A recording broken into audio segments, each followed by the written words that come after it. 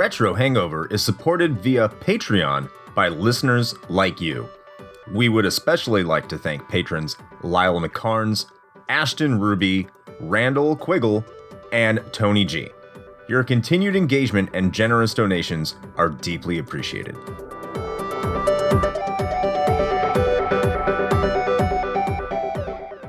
Open your ears and crack some beers. You are listening to episode 81 of Retro Hangover.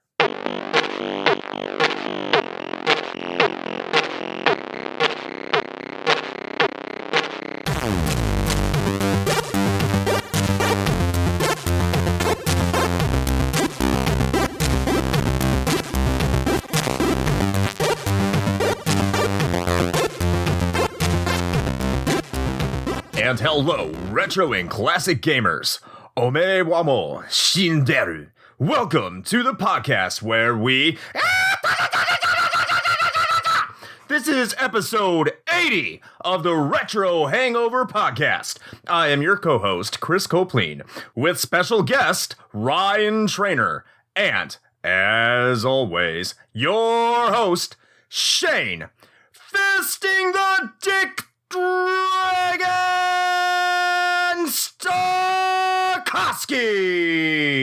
Yo, Nani the fuck, bro. That was so loud. Yeah, I think my head exploded there from the pressure points of my headset.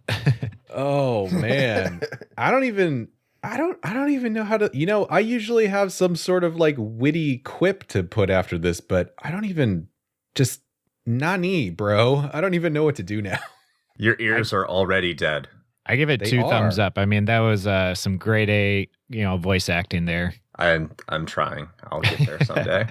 Maybe someone will listen to this and be like, "We want you to be a voice actor for a video game." That was definitely it right there. That was the thing that's going to get someone to be like, "Yo, we need to look into this guy." The next Kenshiro, I could see it now. I'm right there. I mean, if Goku can be played by a woman and have a female voice in Japan, I think I can get right in there. Hell yeah. It should be that hard. So in any case, welcome back to the show, Ryan. Yes. It's Yeah, nice good to be have back. you here. Yeah, I feel It's been, honored, and been a hot minute. yeah, been a long time. But again, for me as a listener, it's like I'm here with you guys every week, so it's a little different, I guess. It's like he never left. Yeah, except when I'm like, hey, this is it, it's nothing back. Also, I'm happy to say that we're talking back to you in spirit, Ryan. Yes, exactly. Yeah. I'm also happy to say that Ryan is now one of our patrons. Thank you very Hell much, yeah. Ryan. Yeah, I definitely, something I needed to do a long time ago. I'm glad, some voice in my head just told me to do it, and I did it. Yeah. I'm sure you weren't bullied over a live stream at all. No. That was not something that happened. Never. Completely of his own free will, under no duress or coercion from anyone. No, exactly. Yeah. Yep. I clicked that button myself. So I didn't incite you. I just told you should do it. hey, Oh, it was all good. I liked it. And I'm a proud patron. I'm very happy. Thank you. Well, thank you very much. We are proud to have you. Yes. Now, he is here this week because we are playing a game based off anime, which is Fist of the North Star. But in North America here, we called it Black Belt. Also in Europe, because video games are weird. But before we get really into the nitty-gritty of that, we're going to be talking about what's been going on and what games we've been playing. So let's kick it off with our guest and go over to Ryan. Ryan, what have you been up to? What kind of games have you been playing? Well, I've just got into Bug Snacks. Have you guys heard or seen anything about this game? I have, yes. It's it is the tech demo of this age. It is. Yeah. It's showing off the true potential of the next generation console. It's a lot of people, like when I first was like people are like, you should play this game, it's kind of like Pokemon, and it is in a lot of ways, because there's these, you're these like Muppets running around basically, and you're on this island and you're finding these things called Bug Snacks, which are like food Pokemon, because it's like a hamburger that can walk around and say like hamburger and stuff like that. And you have to like catch them, and they eat them. And like the townspeople, these like Sesame Street knockoffs, their body parts can like turn into these food things like a French fry arm or like a hot dog leg and stuff like that. And it's surprisingly fun. It reminds me, Pokemon is like the right word, but it reminds me a lot of Pokemon Snap because it's first person and like your character, you're not really like anything. Like I don't even know what your character's name is. I don't even think you have a name, but anyways, so you're just going around this town and they're kind of like telling you to, bring these people back. There's all this like mystery going on and stuff and you can't die. So you're just like trying to find the bug snacks that basically help with all these like fetch quest things. And, you're just trying to catch them in all these different ways with like grappling hooks to like traps to just like going up and getting them and stuff. And it just really reminded me of a more fun, playable Pokemon Snap. So, and it has like a weird story to it. There's a lot of like these people or these Muppets, I'll keep saying, have like these weird relationships with each other where it's like you don't know if they're a guy or girl or whatever, but there's some because it seems like it's coming off very kid-like, but then there's these like relationship things, almost like dating sim kind of like plot lines, and I'm just wondering where it's all going. Now we're talking. And it's a lot of fun. It's just like a fun game you can pick up and play, and I like it a lot. Nice. I actually watched a speed run of that where they had a couple of devs from the game react to the speed run. It's like only, I don't even know, probably a couple of weeks after the game came out and people already figured out how to basically break the entire thing. Oh yeah. How fast was it? It was pretty impressive. I want to say I might be egregiously wrong, but I want to say it was somewhere in the neighborhood of like maybe 15 to 20 minutes. Wow. Like they were able to figure out how to basically circumvent entire zones of that game. So and I've been putting a couple hours into it now. I already feel like I've wasted my life. So but also though, it's funny that you bring up Pokemon Snap because there was an announcement recently that they're finally putting out a new one for the Switch coming this April. So that'd exciting. Be cool. Yeah, especially if you can use like the Switch like as like a camera, like moving it around and stuff. I mean, I hope it's not like it was where you're just stuck. You know what I mean? But if they take some things from Bugsnash, which I'm sure they're not, but it'd be a cool kind of mix up. Speaking of Pokemon Snap, if only there was a console that could provide asymmetrical gameplay where you had a separate screen from your TV. And one was the world and one was your camera. Listen, man, that would be the best version of Pokemon Snap out of here ever made. That garbage. I'm convinced that Nintendo is paying you somehow for this. Fuck, I wish they were. That'd be great. Also, by the way, this just means that there's an incredibly high likelihood that you may see a Pokemon Snap episode coming up on the show sooner rather than later. Just putting that out there.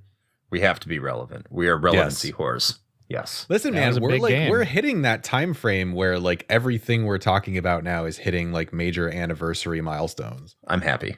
Makes me happy.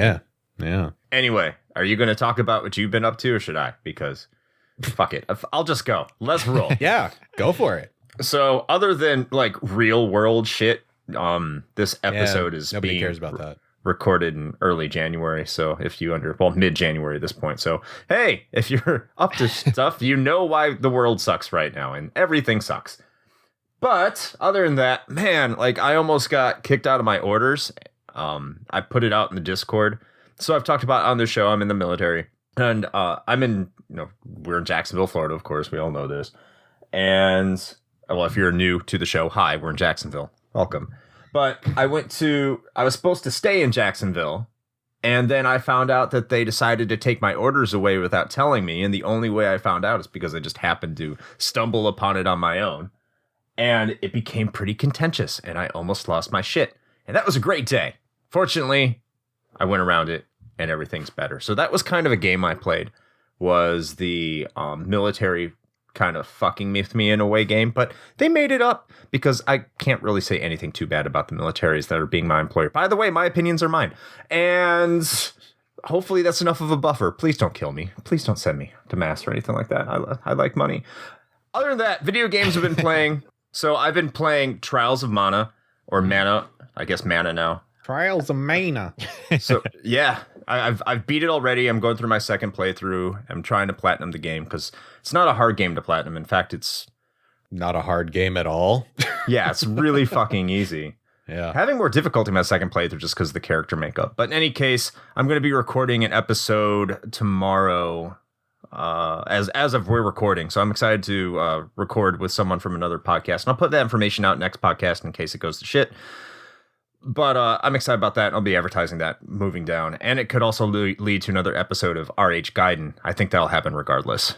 But I'm looking forward to that. And it's an active member of our Discord. So really looking forward to it. Other than that, I also played Belmont's Revenge for the Game Boy on the Castlevania Anniversary Collection. Last time I said I played the original Castlevania The Adventure, and it's horrific. This time I played Belmont's Revenge, and it's a much better game. A much, much, much better game. So I'm happy to get that one out of the way, and then I can start just going through these Castlevania games on the Anniversary Collection to make myself feel better about just beating some old games on my backlog. And I love doing that. And that gives me happiness in a world which happiness is not allowed and must be quashed and burned and thrown into a dumpster fire because this is Loop 2 of 2020. Woo! Woo! Loop 2! Any case, so that's me. Shane, how about you? Yeah, so I have also begun playing Trials of Mana. I am nowhere near finishing it. I think I'm maybe 3 or 4 hours into my first playthrough. But as I was telling Chris kind of offline, this game is like super easy even by my standards. And if you listen to the show long enough, you know that I am a staunch advocate of playing games on easy babby story mode, with maybe the exception of Dark Souls for some unexplained reason. And even to me, this game was like way too easy. I was about an hour in and I was just like, man, I sure do have a lot of healing items that I'm not using. I should probably change this. So I bumped it up a little bit. I'm on normal right now. It's a little bit better. I may actually crank it up to hard just to have some sort of a challenge, because so far nothing's really been touching me at all. But outside of that, I have been enjoying it. So I'm looking forward to finishing that playthrough. And if we do eventually do a Gaiden episode on it, I will be a part of that one probably. So that'll be fun. I also have been playing some stuff on my handy dandy little Retroid Pocket 2, which I am not in any way sponsored or endorsing or whatever. I just happen to like it. And I'm going to do a rapid fire review on this one, I think, pretty soon. But I finally got around to playing the original like PSX version of Diablo. And I got to say, I am pleasantly surprised. Yeah, it's good. As someone who, very staunchly played the PC version only for a very long time, going to that one, it is a surprisingly enjoyable and competent port of that game. Now, there's definitely some weird kind of hinky stuff that you can tell that it was originally a PC game, but they did a really good job with it. So, and also just because I'm a huge Diablo nerd, it's actually kind of neat having Diablo 1 like in my pocket whenever I want to play it. So that's cool. But yeah, that's pretty much the two big ones. When the devil's in your pocket, you got to keep reaching for him. You just got to make That's sure right. You got to put him down. What would that even be? Like is that an Onimon? Onimon? Yeah. Onimon. Devil in my pocket. There you go. There it is. Yeah. It takes a while to wrestle him down. So if people look at you funny, just tell them, hey, you're killing the devil. You need to tell him to die down a little bit. I'm adjusting, all right? It's Florida and it's humid out. Give me a break. But what's in your other pocket? I mean, it's like the shoulder thing, but with your Florida. Florida's in his other pocket. The entirety. Yes. So Ryan, Chris, what are we talking about today? Well, we already said it's Fist of the North Star. Hokuto no Ken. Fist of the North Star. Black belt. Yeah, the live action movie, right? No. Great. God damn it. The Netflix original. Well, we could talk about that a little bit, but we're here to talk about the Sega Master System game, the first consoleization of Fist of the North Star, Black Belt. Oh my God. That's what we're talking about. Well, in that case, Chris, please tell us some brief history about Black Belt.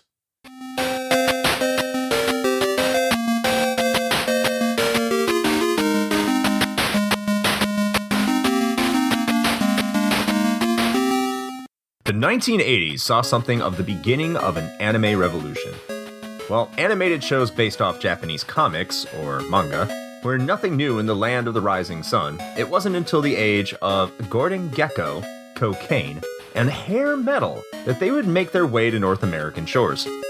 And if you're listening to this podcast, you probably won't be terribly surprised that we're more concerned with the video games that came along with them. As the NES began taking the home console market by storm, with Sega carving out its own niche with the Master System, it is easy to see why Japanese companies began eyeing gaming consoles as a method of proliferating their brands to an entirely new audience. This is where Fist of the North Star, or Hokuto Ken, starts to come into focus. A post-apocalyptic martial arts opera, the manga first debuted in Japan on September 13, 1983, and lasted until August 8, 1988, with a co-joining anime that ran from October 11, 1984 to February 18, 1988. The series would feature Kenshiro, a socially distant badass with a heart of gold on a search for justice for what his rival did to his fiancée Yuria. It's a typical monster of the week kind of stint where Kenshiro pretends not to care about saving the day, but then of course, the baddies piss him off and he's forced to kill everyone in a gruesome and bloody fashion. It may not be particularly deep or insightful, but it sure made for some good old popcorn fun.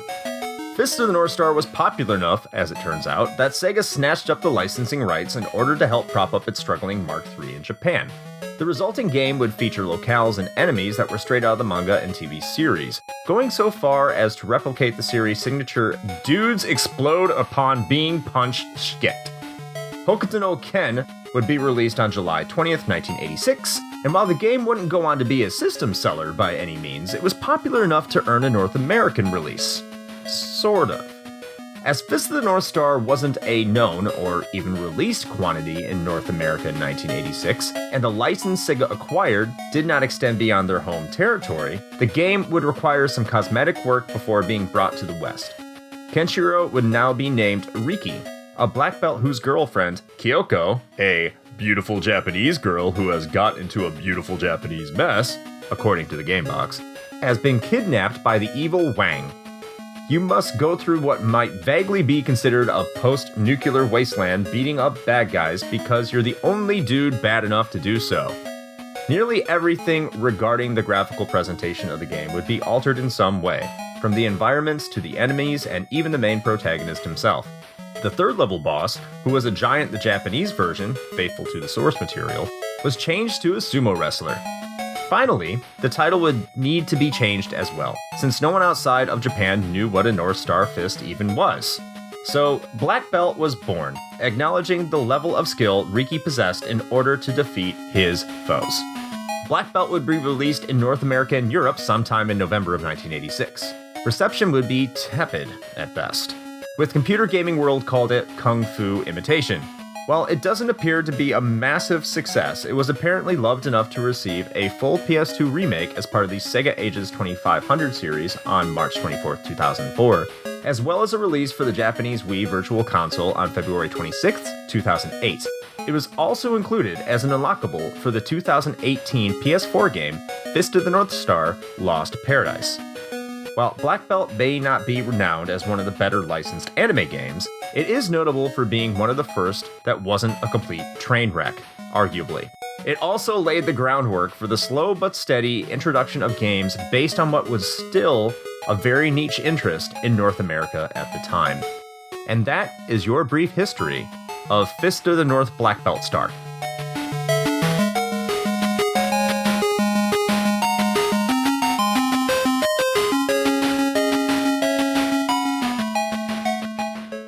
All right. Well, thank you very much, Chris, for that brief history of Black Belt or Fist of the North Star, depending on what part of the world you're from. So, I feel like we should probably start with Ryan as far as personal experiences go, because I don't know if I'm going to have a lot to say, but he's our guest, and so I'm going to let him go first. So Ryan, what were your experiences with Black Belt for the Sega Master System? Honestly, I had no idea about this game coming to this podcast, but with Fist of the North Star, I mean, I've been a huge fan since, I can remember, and, from the show to the manga, And, some of the other games that it came out with, I think it's kind of funny. And actually, I should thank you guys a lot that I was able to play, the original, I guess port for the original game, even though, it's what we're talking about today. And it's it's a different kind of game, that's for sure, but it has anime roots, and I'm all about that. Yeah, I don't know. I would hold those. I don't know if you want to thank us for this just yet, but fair enough. So what about you, Chris? So I hoard Master System games when I can. I don't have a lot more hoarding to do. I mean, I guess I will hoard them for as long as I hoard them, but building up my hoarding problem, I don't have much more of that to do for the Master System. But in pursuit of that hoarding activity, I happened to pick up Black Belt. I had no idea this was a Fist of the North Star game when I started collecting. And it wasn't until much later, of course, through the wonders of YouTube and the internet, that I found out it was a Fist of the North Star game. It didn't really incentivize me to play it beyond my initial experience. I will put it that way. Huh. But I still think it's, yeah, I know. When I first fired it up, it was kind of like, hey, typical 80s game. It's an old game. It's arcadey kind of feels, but I didn't know how far down the rabbit hole I go with anger and frustration, and I'm sure we'll get to that later. But first, how about you talk about your own personal experiences? Sure. So, as I'm sure many of you know, because I've talked about it a number of times on the show in the past, I owned a Sega Master System prior to actually, it was the first console that my family ever owned. The origins of it are a mystery because I still don't know how we ended up with it, because we certainly didn't buy it like when it was released. So it just kind of showed up at our house one day. But I'll leave it with that level of mysticism. But at any rate, I owned a Master System. I did not, however, own this game, but I do vaguely remember seeing the cover art, let's call it, back in the day. And even when I was a kid, I remember thinking like, wow, that sure is a Kung Fu man's foot. And that's it. So neat, I guess. I don't know if I have any interest in playing this game ever.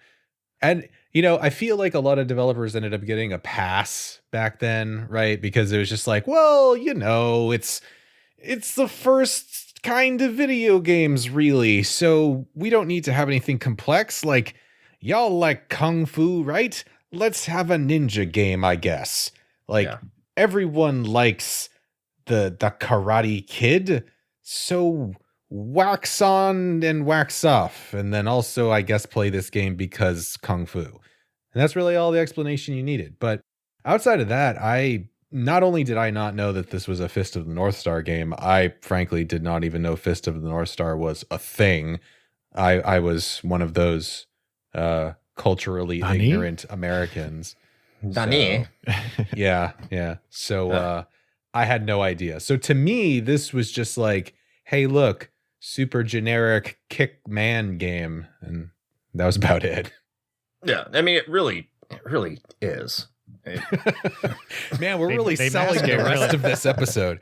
They mask it really well, though, with it's like, even if you did know about Fist of the North Star, if you just saw this game and started playing it, I mean, it would just be like, oh, this is just a karate game with, you're this random black belt dude. I mean, even if you knew it was Fist of the North Star and playing the Fist of the North Star version, I don't think it really changes anything other than some. Well, but labeling. Even if you were someone who knew Fist of the North Star and then knew that this was like kinda sorta supposed to be that, and you got the like North American / European version, I feel like that would be even more disappointing. Oh, much more. Yeah. So before we go heavy into the disappointment, we got to talk about the plot of this game, which is actually, I think, the best part of this game, and not for the right reasons. I think not for the right reasons. Okay. Yeah, let's be clear. Uh-huh. Let's totally be clear. No, go on. So if you read the back of the box. Okay, which back of the box are you talking about? The North American box. There's like 3 versions. I did not know that. Yeah. So, wow. Yep. Okay. So on the back of the box of the version I have that I own, yes, it talks about how you are. I don't even know if it says Riki. I should have pulled it out. Do I have it out? I do have it out. Let me go grab this. One second. Okay. Yeah. I think it'd be funny if someone just took this game and after they beat it, just set it up like a plank and just chopped it in half like a karate chop. That sounds like something AVGN would do. He would do it. So here's the back of the box of the version I own. Ah, yes, I can see it in this audio only format. Go on. Well, I'm going to read it. Oh, okay. And try to be as brief as I can. Okay. So here's how the plot describes on the back of the box. It's a post-nuclear war setting, and the bad guys seem to be getting the best of things. You used your black belt standing to try to restore order to a chaotic world. In each round, you must battle an entire enemy corps as well as its leader. And in each round, the backgrounds, as well as your opponent's fighting styles, continue to change. Use everything the masters have taught you to stop the violence and restore peace. That sounds like Fist of the North Star. Okay, but that you sounds like miss the first sentence though, which is key. Yeah. In that black belt is the most lifelike karate game ever to meet the video screen. Yes, the most lifelike. Like, why would they make their job so much harder for like writing this plot with post-apocalyptic, where it's just like you could just took that away and made it. I mean, you know, obviously it would still be the game, but geez, like, come on. Yeah. And the thing is, like, yeah, in a post-nuclear setting, you're going to be concerned enough to go get a fucking gi and tell everyone you're a fucking black belt, like it has any sort of bearing. Like, people are starving, they want to get food, and you're like, I'm in a gi and a fucking black belt. Look at me. I just gotten back from the dojo. Like, what's a fucking dojo? We are just trying to make potatoes. Okay? Max out here, yeah. We might have to kill Fluffy tomorrow because we're starving. Well, all right? Also, no, what it does is it shows just how much of a badass that Riki is, because he's walking around in a post-apocalyptic wasteland with no shoes. None. I would have walked away. I wouldn't even try to fight this guy. Yeah, I gotta say, he has no. Fuck it, I'm done.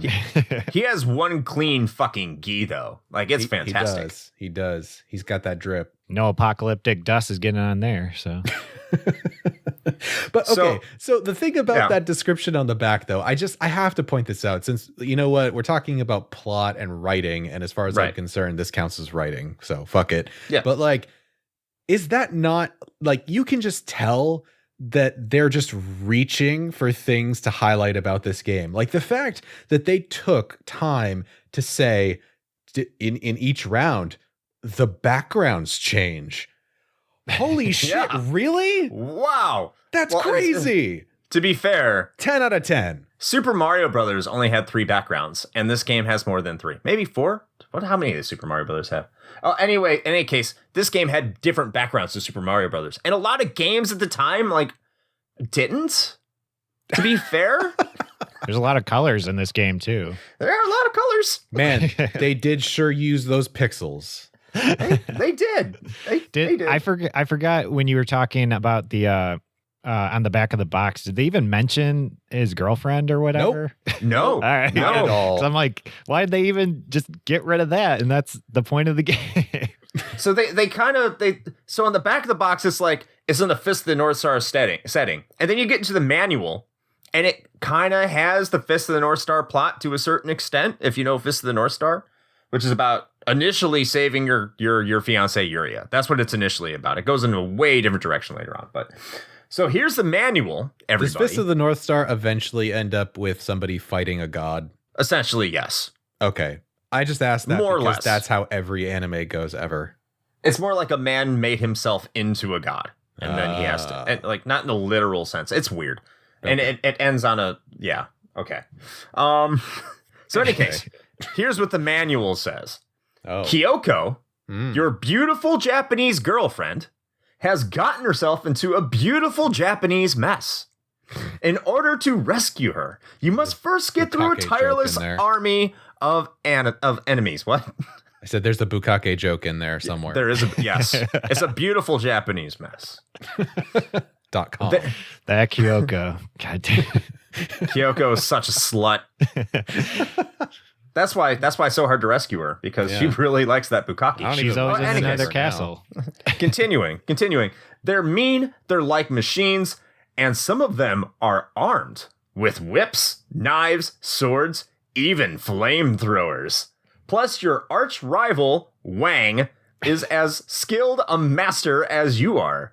Fight smart and fight hard. Your only weapon is your well-trained, fine-tuned martial arts body. You're Riki, the good guy in the white gi. Ooh. Everyone else is the enemy. These are the little guys, like Chinese kung fu men, wrestlers, jujitsu men in red, the eagles, the ninja, and the dark women. Oh, then shit. there are the big guys, like Ryu, a kung fu master. The foreshadowing. Hawk, a whip and knife slinger. Gonta, the jujitsu man in black. That's a lie. Oni, the ninja with a red whip and red sword and get fucked.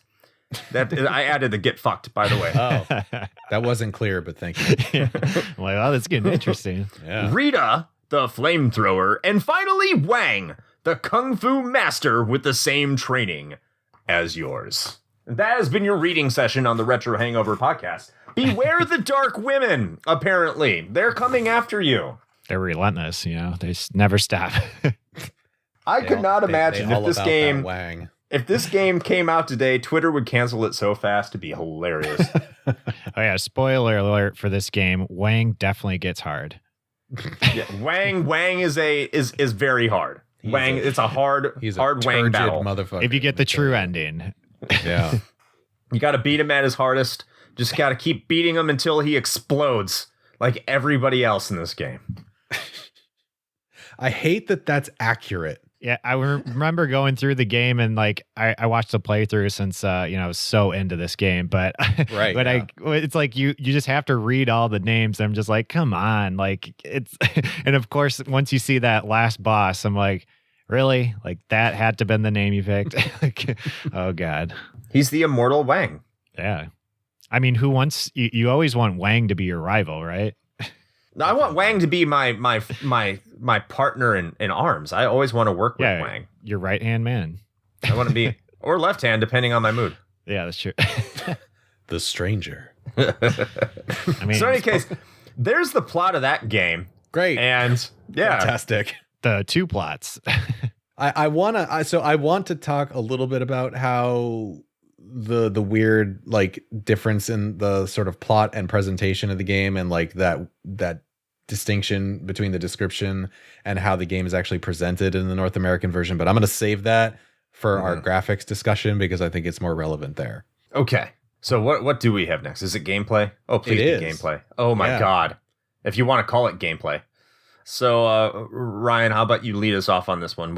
How well did you play this game? Well, again, I was playing this, on a ROM, and using the keyboard wasn't really the best way to play this game. And talking about with an arcade, I think that would have been probably the better way to play it with a joystick and stuff like that. But it's just so fast paced going left and right. And even though the, enemies, most of the enemies are just one hit kills, it's just it gave me a seizure just keeping up with everything. It's just going left and right. And I don't know, just coming from Streets of Rage and other beat 'em ups and stuff like this. And I don't even know if this is considered a beat 'em up, but I just didn't like the pacing of it a lot. And again, that you have to jump up to get the sushi or whatever's flying through the sky and stuff like that.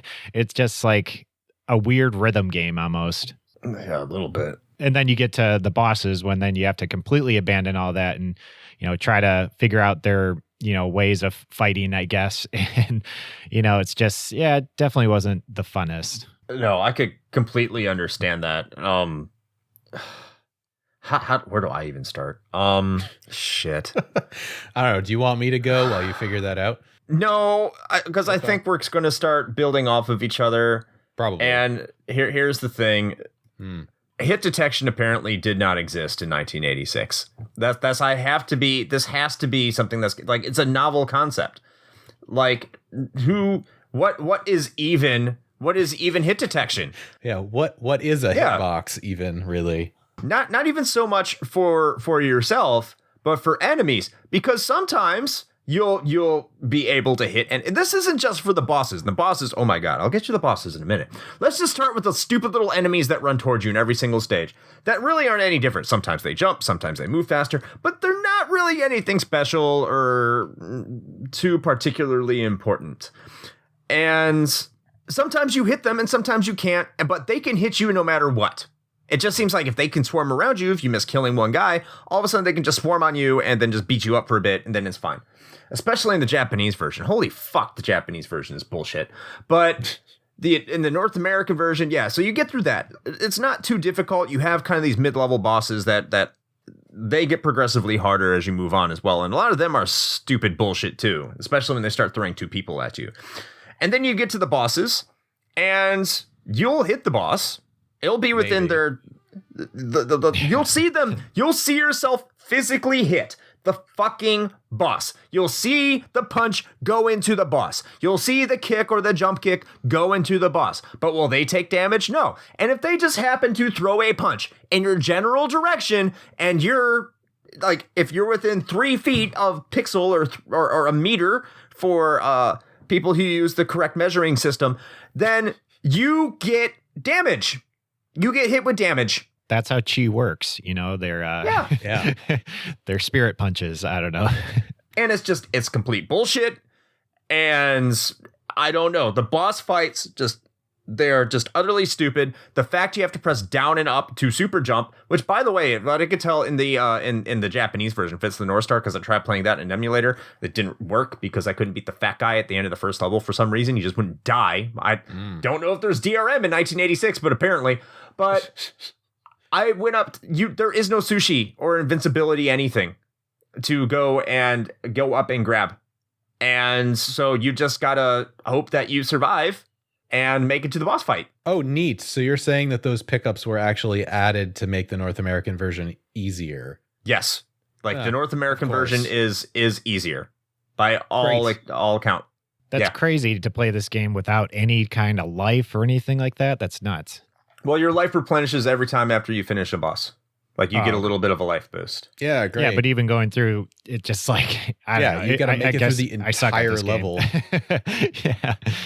So that's my rant, Shane. I'm sure you're going to build on this. Dude, okay. I think I hate everything about this game. like just how it plays. It's, for what it's worth, I will agree with Ryan that the pace of it is definitely, cranked up, and so I guess there's some interest there, and that it definitely keeps you on your toes. But man, with the less than reliable hitboxes on just about every single enemy. I mean, hell, man, I even read a walkthrough for this game that explicitly said, like, this is how you attack these enemies. Sometimes you'll hit them, sometimes not. Just deal with it anyway. And I'm like, what? So there's that. There's just the endlessly spawning enemies, which means it just forces you to keep running to the right to get to the end of the level. And I guess with the added pickups that they gave us, there's basically 2, right? You get the sushi, which gives you some life back. And then there's the red symbol that you get, that if you manage to grab that one, it gives you invincibility for the next 9 hits that you would take. So that's actually pretty useful. And now that I know that they added that specifically for us, I know that there were some developers that were just like, give them the baby mode with the invincibility pickup, those bastards. But honestly, you kind of need it.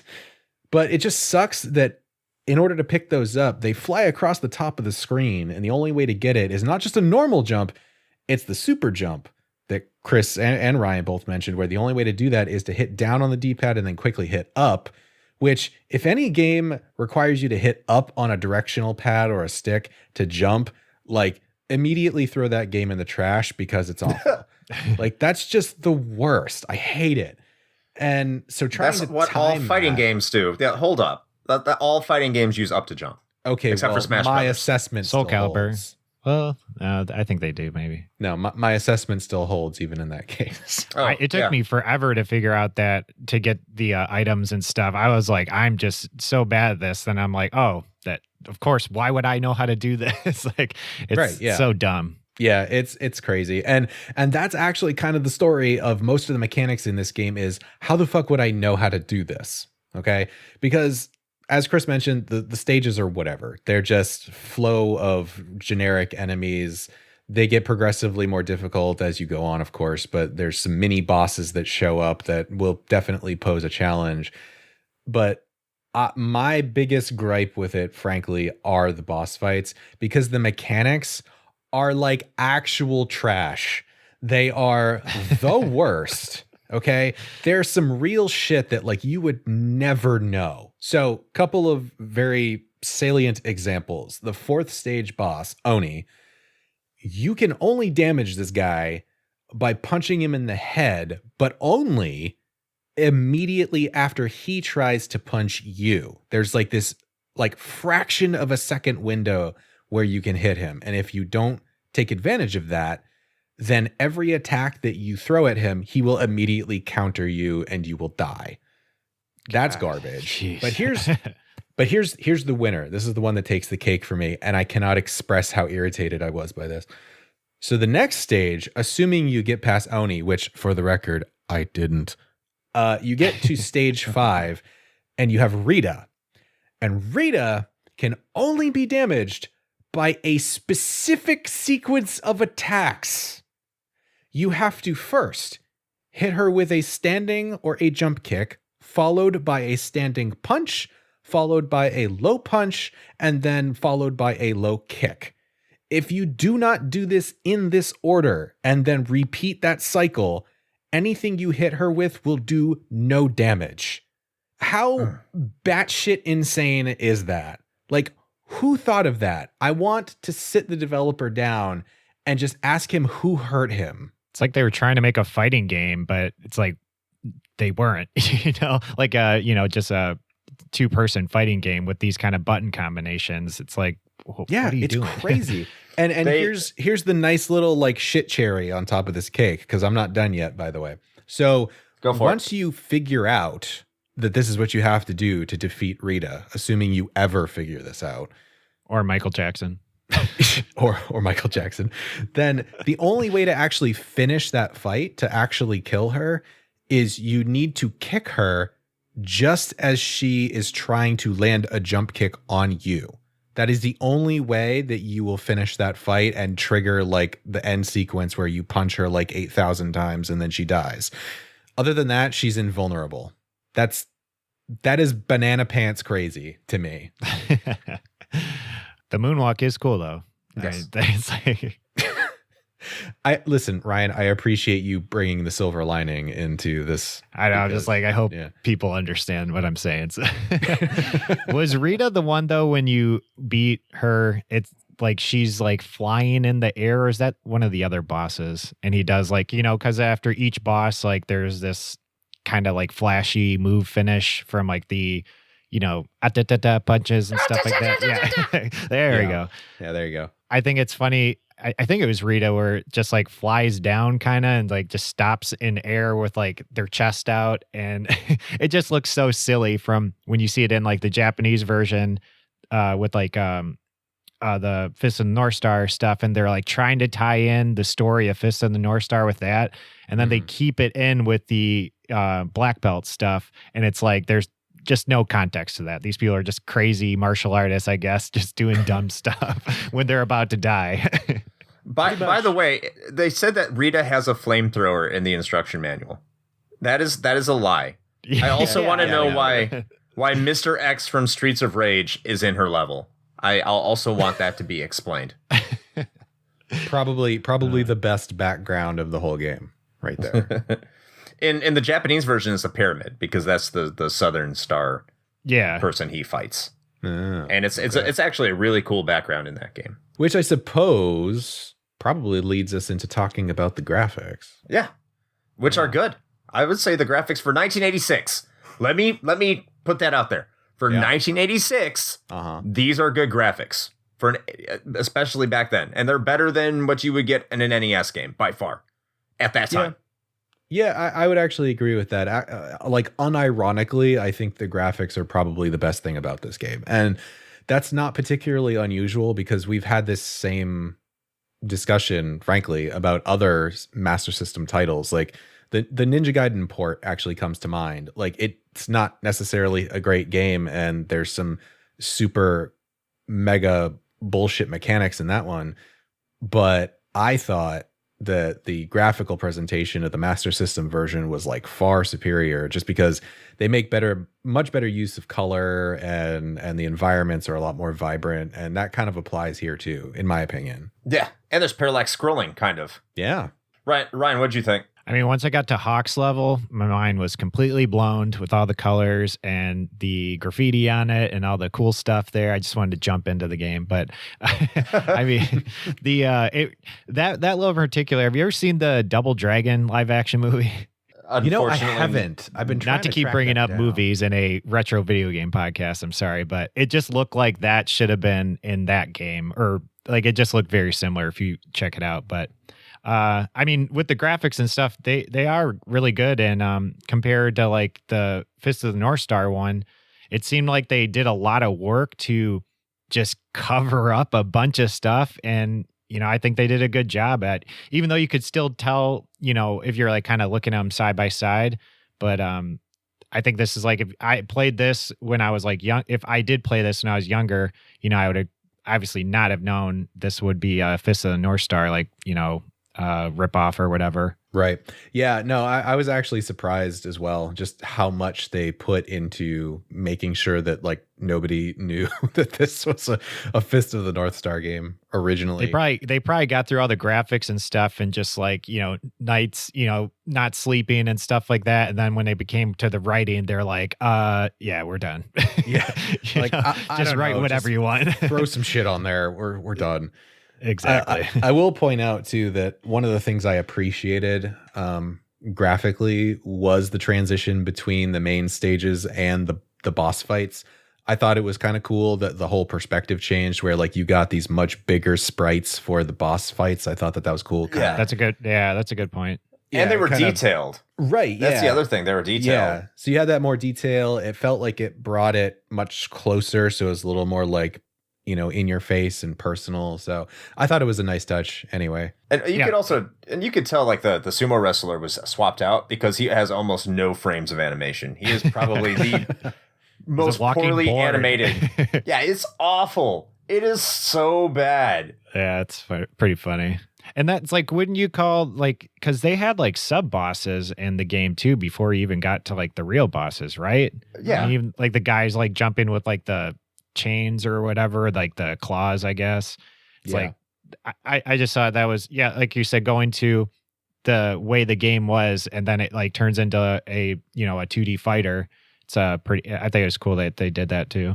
Uh-huh. Yeah, for sure. And so the thing that I wanted to mention that I brought up earlier but saved it for this portion was the weird disconnect between like the box description and then the game, how it's actually presented, at least in the North American version, in that it's very obvious, as Chris kind of alluded to, that the description, at least for the box, was not really changed that much from the original Fist of the North Star version at any rate, because it's referencing this post-apocalyptic, post-nuclear sort of setting that clearly doesn't exist in this game. But if you go and look at the original Japanese version, it's very obvious. Like most of the levels, it's all like ruined backgrounds. Like the first level of the game has a bunch of destroyed buildings and stuff in the background. You're like, oh, okay. Straight out of the manga. It's like really good they did that.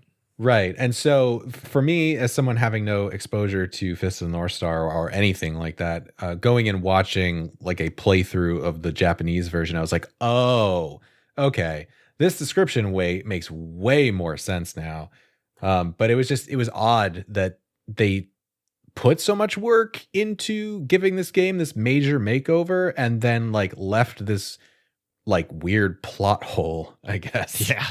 Very, very strange. Like Black Belt doesn't look like a bad future post-apocalyptic whatever, you know what I mean? I could hang in there. Yeah, it seemed like it was like some really strange commentary about Japan. I'm like, this place, it just looks like Japan. Like, what are you guys trying to say? Yeah. I mean, you could tell it was probably really hastily put together in the localization is because this game was released in what, July is what we said in Japan, sometime in July. Mm-hmm. So they had a 4-month turnaround to get all the graphics changed, all, new text, new entirely different graphics for the bosses, new bosses, entirely different levels. 4 months to do that. You want to talk about cyberpunk levels of crunch. They were Captain Crunch. They had to have been. And that's the only way they could have gotten it that way. Mm-hmm. I can't see any other way they do that. So I could imagine, like, during the process, they're probably trying to localize everything over for Fist of the North Star. But then they're like, fuck it, scrap it. We can't do it. And just forgot to change some things. Yeah. I'm pretty sure that had to have happened that way. And they focused on the manual, so it actually got worse. I just looked at the manual, by the way. And you know where it said the dark women in one part? And another part, it just says black women. Oh. Yeah. Yeah, I had seen that too. Oh, man. Unintentional racism. Oh, my God. And they're not even black. That's the worst part about it. So, I mean, they can't even get the description right. They're just wearing black. These people are horrible. So what about the music and the sound design? What do we feel about that? It's okay. Yeah, Great. nothing really I can remember that I want to, like, I guess, really talk about. But I mean, it worked for what it was. Yeah. I like the boss music. I think the boss music's nice and kind of poppy and has that kind of level of determination, melody going, I guess. And again, I'm going to say this was 1986 a lot. I gotta say it's 1986. A lot of the games in 1986 did not have real major soundtracks. They were still getting to that. It wasn't until, I think, what was Castlevania, 87? That you really started to have great video game soundtracks. And even Zelda had, two soundtracks? So you're talking about top tier games and their soundtracks. This is definitely not a top tier game. I think we can all obviously pick up on that. I never would have guessed. So the fact that you have a decent soundtrack for this game, I think, is somewhat impressive, all things considered. That being said, it's just a soundtrack that's there. It's nothing that you should just pop in and start jamming out to, and it's not classic at all. So I just want to have the Karate Kid song in there, like "You're the Best," and just play this game again, just with that on loop. Then I could probably be like, "This isn't bad." Maybe like an 8-bit version. I'm sure that's out there somewhere. Yeah. Yeah. I'm sure there is. Yeah, I mean, yeah, so it's serviceable. That's what I'm going to go with. There's nothing like overtly terrible or particularly amazing. Yeah. I will point out that I enjoyed the title screen track, and actually I think Chris mentioned this in our notes as well, so I agree that sort of like bumper music in between levels while your score is tallying or whatever, that's pretty cool. Yeah. I liked that. Everything else is all right. Like there's nothing that really made me go, oh my God, this is the worst. Like actually a couple songs from that Buffy for the Game Boy Color. Good Lord. I still will blame Lyle for that till the end of time. But yeah, it was all right. It was all right. There's not really much to say about the sound effect design though, because it's just kind of like there. So. Punches and kicks sound like punches and kicks for an 8-bit system. They sure do. They beep and they boop, man. No, they go. Right. Yeah. Yeah. It is what it is. So any last like miscellany before we start to talk about our thoughts on whether it holds up? I do have one miscellaneous item, in fact. Ooh, and okay. That is this game was banned for sale in Germany until 2012 because of the fact that enemies exploded after they died. I feel like that was not intentional that it waited until 2012. I kind of feel like somebody just forgot that it was banned in like 1986.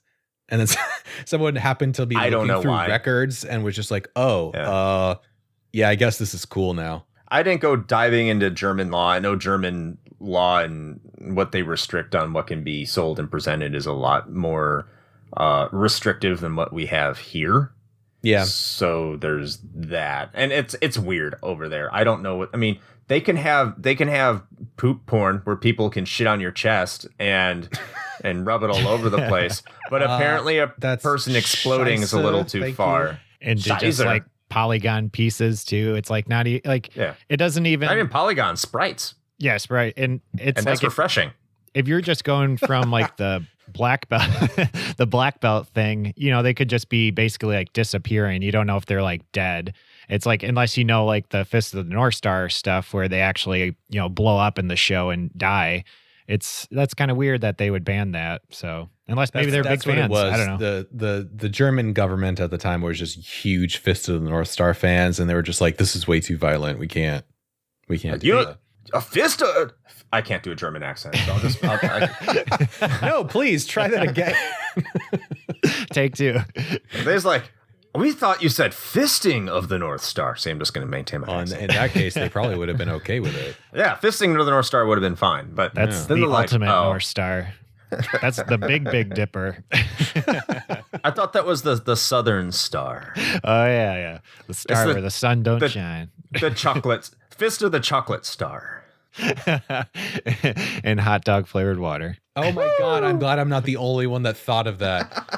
I had to say it. Jesus. Yeah, Jacksonville, home of Limp Bizkit. Good God.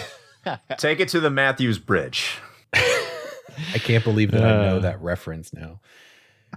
Oh, what is life? Anyway, so I guess as we are wont to do, I haven't used that one in a while. We're going to talk a little bit about whether we think this holds up today. I don't know if there's going to be any surprises here, but Ryan, why don't you kick us off? Do you think people should go and play this today? Absolutely not. I mean, I think I'm not like a big Master Systems guy or anything like that, but I'm sure there's plenty other games, even in this realm, even just from like Black Belt. It's like, there's probably so much better stuff out there. If you play this, whatever, but that's your fault. But, in Fist of the North Star stuff, there's so many other cool games out there. Like the Arc System Works fighting game's really good that I think you just need to play that and you'd get your fix there. So, Okay, fair enough. I'm with Ryan here. It is a functional game to an extent, but the minutia you have to understand to defeat some of these bosses is just absolutely ludicrous and ridiculous. You can tell this was a hastily put together game back in 1986 off a license and cash grab in order to get some money quickly into the coffers of Sega, which is even more shocking because Sega usually doesn't misfire like this. But you could tell it was quick, and you could tell the localization was quick. And if you do really want to play this, go ahead and get yourself first of all, emulate it because that's free. So who fucking cares? I mean, I didn't say that. Just you know how to do it. God damn it! I'm going to get us in legal trouble. Sega's pockets, Chris. I know, right? But if you want to play this legally and probably the best way possible, that you don't actually have to go out and buy this on a fucking Master System. If you don't want to have the shame of owning an actual cartridge of Black Belt, like some people. I know, right? Shut up. You can go get Fist of the North Star Lost Paradise, where it is unlockable, and you could play it there, and you can see how far video games have come. That's crazy. They still put that in that game. And like, I remember when that Paradise game came out, and you telling me that game's is it like a secret thing or something you unlock, or it's unlockable. It's just like I think Hang On and Space Harrier might be in that game too. It's a Yakuza game except with Kenshiro. Yeah, hey, that's awesome. I wish Kenshiro was in Yakuza. Well, he is. He has his own game, and it's supposed to be really badass. So there you go. Get after it. So how about you, Shane? Are we going to hear anything radically different? Honestly, no. I frankly have no idea how it is that I saw so many comments on like playthroughs of this on YouTube, people claiming that this was a top Master System game and it was one of the ones they loved from their childhood. Like, there are some serious rose-colored glasses happening here because this game is hot ass, and I don't know.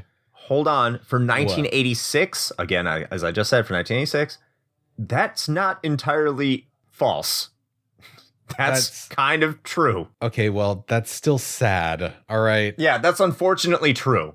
Okay, fine. But still, man, just oof.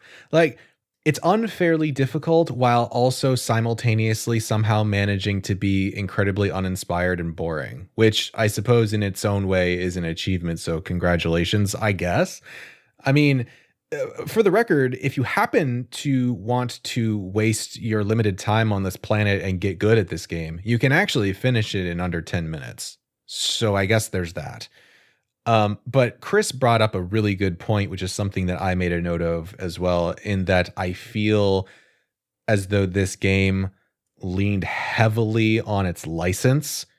And when that got stripped away, when it got, ported over here to our side of the pond, all that was really left was just a real kind of generic beat 'em up, and that's it. So anything that would have attracted someone to this game was completely lost in that translation process. And so this is kind of what we're stuck with. So would it be something I would recommend you go play? No. Like, just take 9 minutes and change and go watch a long play on YouTube, and then consider yourself educated, and then go do something better with your life.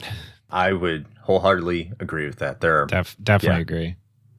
Don't, unless you have a very morbid curiosity. If you like bad games, it's not the worst of games, but it's still a bad game. Or just, do what Ryan said and buy a physical copy and then karate chop it in half. Yeah. Set it on, cinder blocks and just, chop that motherfucker in half. Hell yeah. Well, all right. I guess with all that being said, we've sort of reached the conclusion of our discussion of Black Belt. So Ryan, thank you again for joining us on the show today. It has been too long, and we always enjoy having you here. Yeah, I'm glad I could be the weeb of the podcast. I really appreciate that. Well, somebody's got to take that over from Chris occasionally, so it might as well be a joy. I love it. We can have more weeb discussions.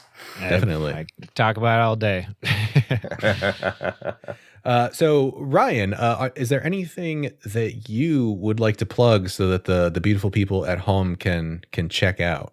Yeah, I do a podcast too. It's called The Bonsai Chat, and me and my buddy DJ, we talk about more than just video games, since you guys are the video game masters, I'll say, and anime, video games, movies, all that good stuff. We try to talk about them, and just shoot the shit about them as well. And I've been doing a new segment on the same feed and everything in our YouTube called Bonsai Beats. And I'm trying to just go over some music in video games and other stuff. And I wanted to ask you guys, what do you feel like is a music, either like it could be a whole soundtrack or maybe just a track that you don't really see covered a lot in like video games? Wow. That's good. That's like really covered. Good. Huh. One Wing Angel, Yeah, that's definitely the one. Yeah.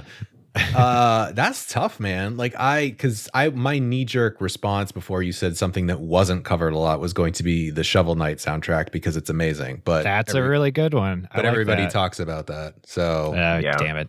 Yeah. Damn the internet. I don't know. Chris, can you think of anything? I feel like you have more like obscure knowledge about that than I do. Like good soundtracks for games? Yeah. Jewel Master for the Sega Genesis has a pretty good soundtrack. I'll jot that down. I do remember that. Yeah. Yeah. I would have to really sit down and think. There's Silver Surfer has a really good soundtrack. A lot of the bad games like Time Lord for the NES, another rare game. If they're rare games, they generally have good soundtracks, even if they're shit games. Okay, cool. Yeah, I'll check that out. Oh, actually, we just talked about this in the D&D episode, and we did a stream on it, but the soundtrack for Slayer for the 3DO is surprisingly good, even though it doesn't actually play during the game. Ah, jeez. but you can find it on YouTube, and it's actually pretty solid. So I might say check that out too. Cool. Yeah, I'll look that up. That's awesome. All right. Well, as for us, as we usually do, we've got a couple of plugs of our own. So we do have a public Discord that we would love for you to join if you haven't already. Ryan and our other patrons, as well as just fans of the show, are also in there. You can find that by going to bit.ly/RHP chat. That'll give you an invite to the arcade floor text channel. You can say, hey, come hang out, post some dumb memes, whatever we usually do. It's a good time. We enjoy our little community we've got going there. So please feel free to hop on in. We also have our Patreon. So if you like what we're doing enough to be crazy like Ryan and actually donate, I don't necessarily recommend it, but I'm not going to stop you. You can head over to bit.ly/RHP patron, and you can choose a donation tier of your choice. It'll get you some really cool bonus stuff depending on which tier you pick. We have a whole exclusive audio content feed that is just for patrons, where we have bloopers and outtakes. We have rapid fire reviews of other games we're playing, as well as the relatively new RH Gaiden full episodes that we've started doing, where we talk about other games that don't necessarily fit directly into the mainline show, but are still related to retro games in some fashion or another, generally speaking. So you can definitely go check that out if you are so inclined. And we also do have our merch store. So if you want to pick up a cool shirt or a mug or a bumper sticker or a gift for your grandma, you can do that by visiting bit.ly/RHP merch. And Chris, would you like to tell the fine people about our Twitch streams? Yeah, absolutely. So if you head over to twitch.tv/retro hangover, you can find us around 9 p.m. Eastern Standard Time-ish, because sometimes we can't get there exactly at 9 p.m. But if you hang out around 9 p.m., we'll be there shortly within that time frame. And that's also, all those videos usually get posted to our YouTube channel. So you could to YouTube, just look up Retro Hangover, and you can find us, and you can find our episodes plus our Twitch streams. In addition, as he said with Instagram, I have my own Instagram as well. Go ahead, find me there at Zodiac, XODYAK. And a special shout out to 3 of our podcast friends. We got a Region Free Gamers podcast. We got the Grand Rapidians Play Video Games podcast, and we got Secret Levels podcast. Shout them out because they show us love too on their show. So go check them out. They do show us a lot of love, and we really do appreciate it. And if you like us, you'll probably like them. Hell yeah. All right. Well, with all of that being said, until next time, play with your joysticks.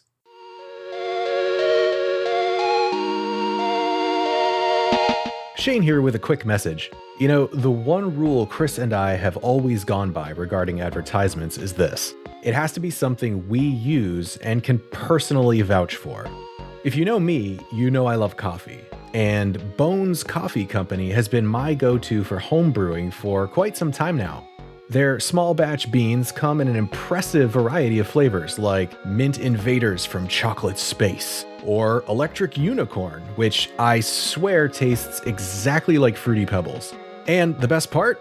No added sugar or calories involved, just natural flavors infused right into the beans themselves. Build your own sample pack of 5 4-ounce bags to find out which flavors speak to you, or jump in head first with full 12-ounce bags. They've even got K-Cups. Step up your homebrew game with Bones Coffee by visiting bit.ly/RHPBones.